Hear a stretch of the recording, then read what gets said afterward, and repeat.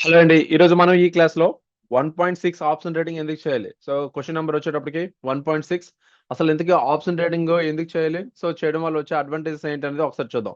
First ఏంటంటే మనకి తక్కువ పెట్టుబడితో ఎక్కువ లాభం. తక్కువ పెట్టుబడితో లాభం అనేది ఎక్కువ ఉంటుంది. అంటే ఆప్షన్ ట్రేడింగ్‌లో లెవరేజ్ అనేది అయితే చాలా ఎక్కువ ఉంటుంది. మనకి ఆప్షన్ ట్రేడింగ్‌లో లెవరేజ్ అనేది చాలా ఎక్కువ ఉంటుంది. అంటే చిన్న ప్రీమియం, చిన్న ప్రీమియం చెల్లించి పెద్ద లాభాలు పొందే అవకాశం అనేది ఉంటుంది. చిన్న ప్రీమియం చెల్లించి మన దగ్గర ఉన్న తక్కువ అమౌంట్‌నే మనం ఇచ్చి సో, హైయర్ అంటే ఎక్కువలో లాభాలంటే పొందే అవకాశం అనేది ఉంటుంది. ఎగ్జాంపుల్ స్టాక్ కొనడానికి నేరుగా మనకి ఒక రూ. 1,00,000 అవసరమైతే, ఆ స్టాక్‌పై ఆప్షన్ కొనడానికి ఒక 5,000 నుంచి 10,000 ఉంటే సరిపోద్ది. మనం రూ. 1,00,000 రిలేటెడ్‌గా ఆప్షన్ ట్రేడింగ్ అనేదైతే మనం చేయవచ్చు. సో, అందువల్ల మనకేంటంటే ఆప్షన్ ట్రేడింగ్‌లో ఉన్న ఫస్ట్ బెనిఫిట్ అంటే ఇదైతే ఉంటుంది మనకి.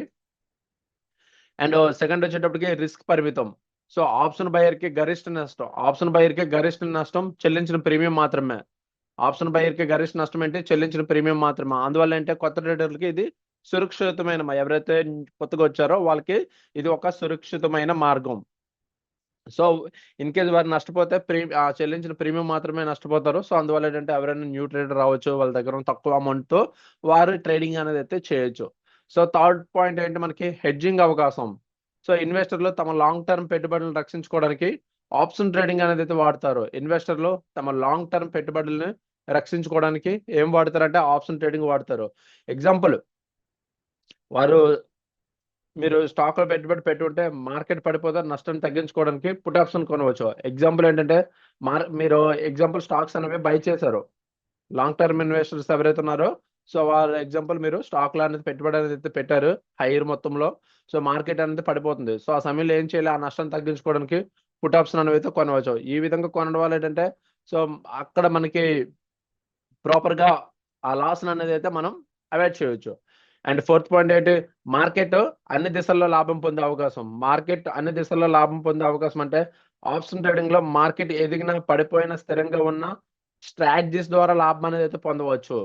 సో, అన్ని దిశల్లో లాభం వస్తుంది. అంటే మార్కెట్ ఏ పొజిషన్‌లో ఉన్నా ఈవెన్ మార్కెట్ పడిపోతున్నా, పెరుగుతున్నా, కాన్స్టెంట్‌గా ఉన్నా ఏ ఏ దిశలో ఉన్నా సరే మార్కెట్ మరి ఆ యొక్క స్ట్రాటజీని ఉపయోగించి లాభం అనేదైతే పొందవచ్చు. ఇది ఫ్యూచర్స్ లేదా డైరెక్ట్ స్టాక్ ట్రేడింగ్‌తో పోలిస్తే ప్రత్యేకత. ఇది ఫ్యూచర్స్ లేదా డైరెక్ట్ స్టాక్స్‌తో పోలిస్తే ప్రత్యేకతగా ఉంటుంది.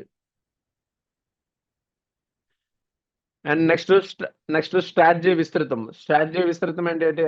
ఆప్షన్‌తో మనకి పలు స్ట్రాటజీస్ లైక్ స్ట్రాడల్ అనేసి, స్ట్రాంగిల్ అనేసి, ఐరన్ అండ్ కార్నర్ అనేసి, కవర్డ్ కాల్ ఈటీసీ ఇవన్నీ కూడా రూపొందించవచ్చు. వీటితో చిన్న రిస్క్‌లో స్థిరమైన లాభాలనేవైతే పొందవచ్చు. సో, ఆప్షన్ స్ట్రాటజీలో ఏమవుతుందంటే, సో, మనకి నంబర్ ఆఫ్ స్ట్రాటజీస్ ఉంటాయి కదా! ఆ స్ట్రాటజీస్‌ని మనం ఉపయోగించుకోవడం వల్ల ఏమవుతుందంటే, సో, వీటితో చిన్న చిన్న వీటితో ఏంటంటే చిన్న రిస్క్‌లో కూడా స్థిరమైన లాభాలనేవైతే మనం పొందవచ్చు. సో, ఫైనల్‌గా మనం క్లుప్తంగా మనం చెప్పుకోవాలనుకుంటే ఆప్షన్ ట్రేడింగ్ ద్వారా వచ్చే అడ్వాంటేజ్ ఏంటంటే, తక్కువ పెట్టుబడితో ఎక్కువ లాభాలు మనం పొందుతాం. అండ్ రిస్క్ కంట్రోల్ అనేదైతే ఉంటుంది. రిస్క్ కంట్రోల్ ఉంటుంది.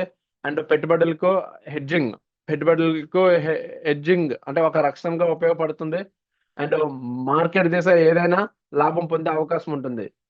సో, ఇవన్నీ కూడా మనకి ఆప్షన్ ట్రేడింగ్‌లో అనేవైతే సాధ్యమవుతాయి. ఇవన్నీ కూడా ఆప్షన్ ట్రేడింగ్‌లో అయితే సాధ్యమవుతాయి. కానీ దీనికి మనకి పర్టిక్యులర్‌గా సరైన జ్ఞానం, అనుభవం, క్రమశిక్షణ చాలా అవసరం. లేకపోతే లాభం బదులు నష్టం వచ్చే ప్రమాదం ఉంది. ఓకే. సో, ఇది మనకి కంప్లీట్‌గా ఈ 1.6 ఏదైతే ఉందో so, question number 1.6 option trading ఎందుకు చేయాలి అన్న దానికైతే వివరణ. ఓకే. ఐ హోప్ మీకు అర్థమైందనుకుంటున్నాను. Thank you.